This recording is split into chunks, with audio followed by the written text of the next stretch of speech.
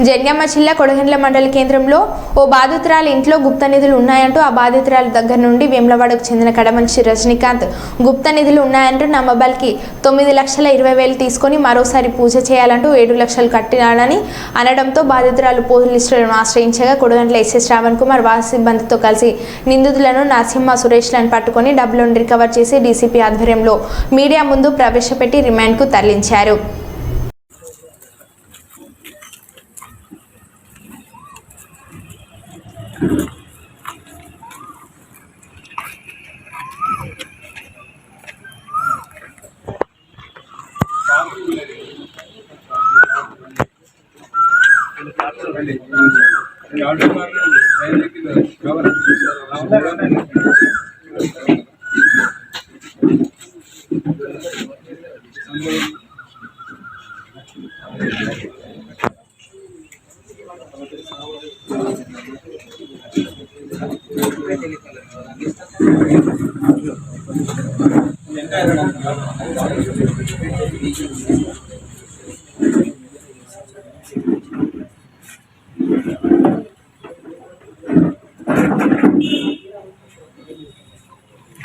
తీస్తే గానీ మీ ఇంట్లో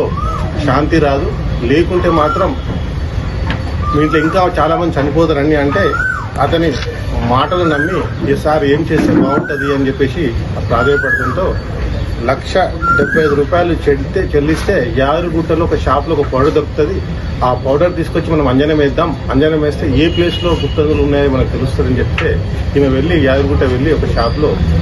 1,70,000 చెల్లించి ఒక పౌడర్ తీసుకొస్తే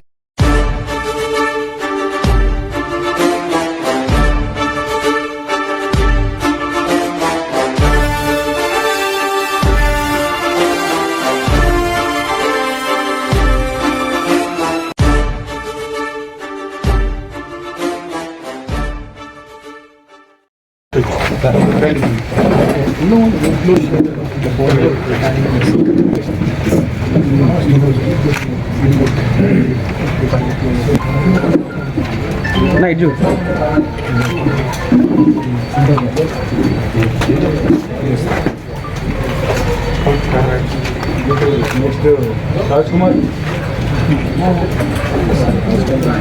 అరుణ్ సార్